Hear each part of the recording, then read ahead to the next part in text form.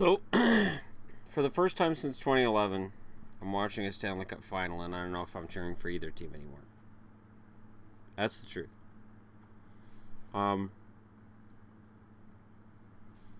know Nashville fans are talking about... Sorry, I had a chip in my tooth.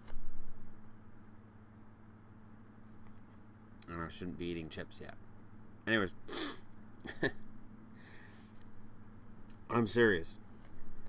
This third period has been chippy and dirty on both teams.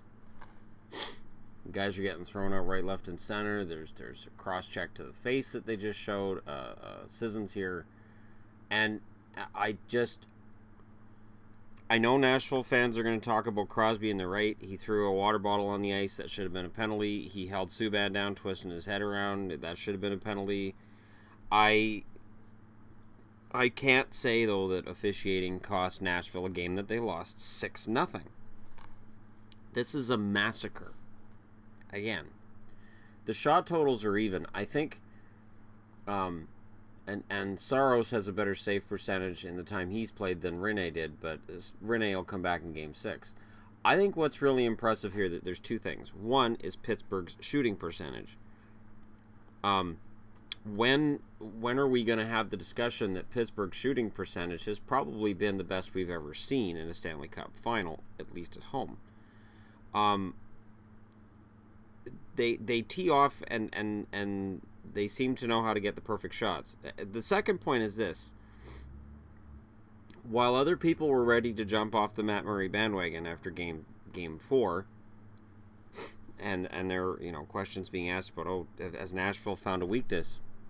Shut out Murray. Every goalie has a weakness. Every goalie has a hole in their game. All of them. It's not that long ago I did a video about what's wrong with Carey Price, where I mentioned him having a hole in his game, and Montreal fans got upset about that. But the thing with great goaltenders is that they bounce back, and that usually that hole in their game is being exposed by a team being allowed to walk in and tee off on them. And Nashville, really, they just didn't have it. Pittsburgh's winning the Stanley Cup. There's just no way around it now. I mean, even if Nashville wins Game 6 on Sunday, and they could. This could be one of those series that just the road team doesn't do squat. It's weird, too, because there was a lot of talk coming into the playoffs. I should say coming into the finals, about how close everything's been. And I've talked about how close everything's been and how great it's been to see such a close playoffs. These finals have been just a slaughter on both sides at all times. But the key thing here is Nashville hasn't shown they can do anything in Pittsburgh. And this isn't just on the goalies, because they got shut out. They didn't score a goal. And I know people don't like plus minus. I know that's a stat that makes people angry. But at the same time,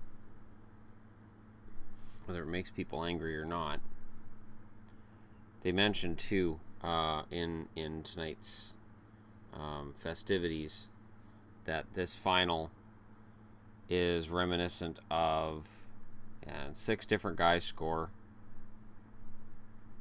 6 different scorers.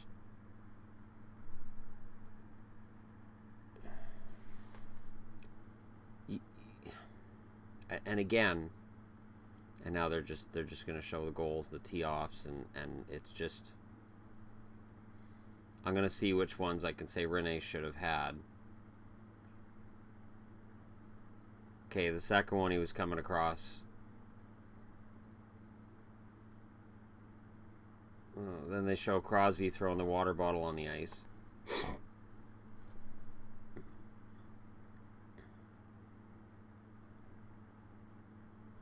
And then afterwards saying, oh, I don't know. And then telling the referee it wasn't me. But again, even if you call that goal off and Crosby gets a penalty there, then it's what, 5-0?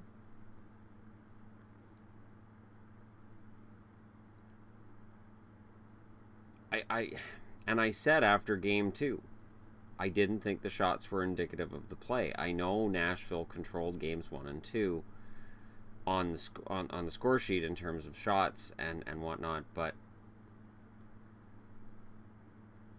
and they're just showing Matt Marino's 5-0 at home with 2 shutouts. It's funny how much of a difference 3 hours can make. 3 hours ago, there's a lot of Nashville's got to Matt Murray. Matt Murray's done. Pekka Rinne's finally got his game together. Pekka Rinne lasts 20 minutes. Matt Murray gets the shutout. Pittsburgh fans can relax. It's an ugly hat they put on Murray, though. It is not an attractive hat. So over the next, I think it's probably going to arrive tomorrow. I get my new Penguins jersey. That's going to look bandwagonish, even though it's got James Neal's name on the back of it. So I was like, all right, I can order this and not look like I'm bandwagonish, just like getting my Ottawa hat that I got today in the mail. Doesn't look bandwagonish because they're out, but at least now I have an Ottawa hat I can wear with my Ottawa O jersey. It's hard to watch these finals. It is. The amount of dirty plays, and if you're a fan, and if you're going to come on and say, well, it's all Crosby started it, listen, Nashville started plenty of shit in this third period, and my God, this is just humiliating. I am not going to cheer no matter who wins the Stanley Cup final now, and spoiler alert, it's going to be Pittsburgh. I can't see Nashville winning too. And this is funny because now there's going to be Nashville fans saying, well, you didn't think Nashville was going to win game 3 and 4 either. No. But I never said Nashville was going to win game 5 either. We can talk about holding serve all we want, but game 7's in Pittsburgh. Having that extra day off in between games will help Pittsburgh. Pittsburgh needs that rest. Tonight shows what happens when Pittsburgh has that rest in between games. That extra day, for whatever reason, does affect momentum, and it does affect which team wins. It does. I don't know why that extra day makes a huge difference. But at playoff time, it is a godsend. So if you're a Penguins fan, be grateful for the schedule. Be happy that Game 6 is on Sunday. There's lots of time to get ready to go into Nashville and break that record. Nashville's 9-1 at home in the playoffs. I would not be surprised to see them go 10-1 at home. But of their road wins, none of them are in Pittsburgh. And that simply doesn't do. It just doesn't do. You have to show up on the road in the playoffs. And against Pittsburgh, they just haven't. And we can have the discussion about Pekka Rinne, sure. But tonight's not on Rinne. Because Saros going in didn't spark Nashville. My whole argument going into Game 3 about, well, you know, they could start Saros in Game 3 is the idea that by changing goalies, it might change the team's mentality, and it might change just the dynamic.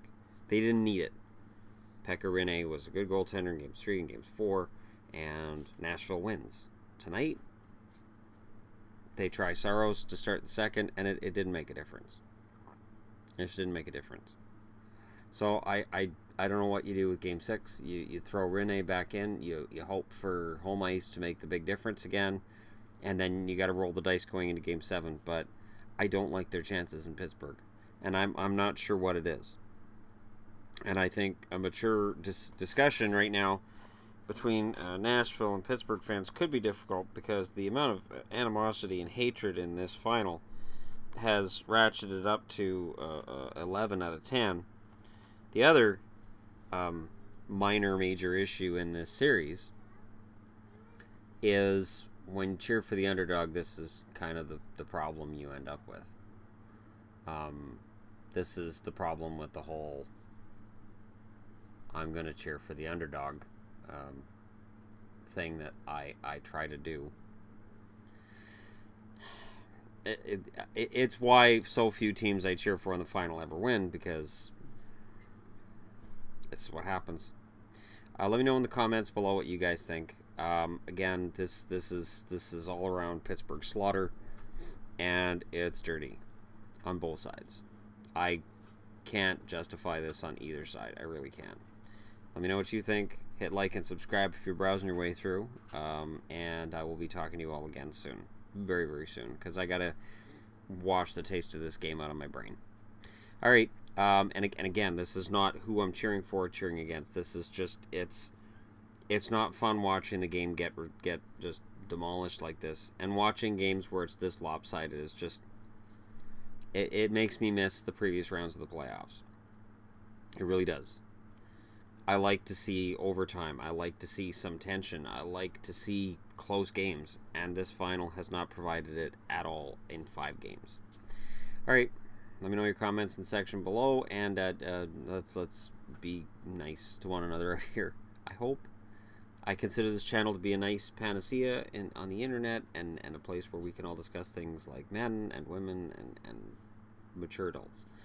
And let's hope that continues. After a game like this, I have my doubts. Thank you for watching. I'll talk to you again soon.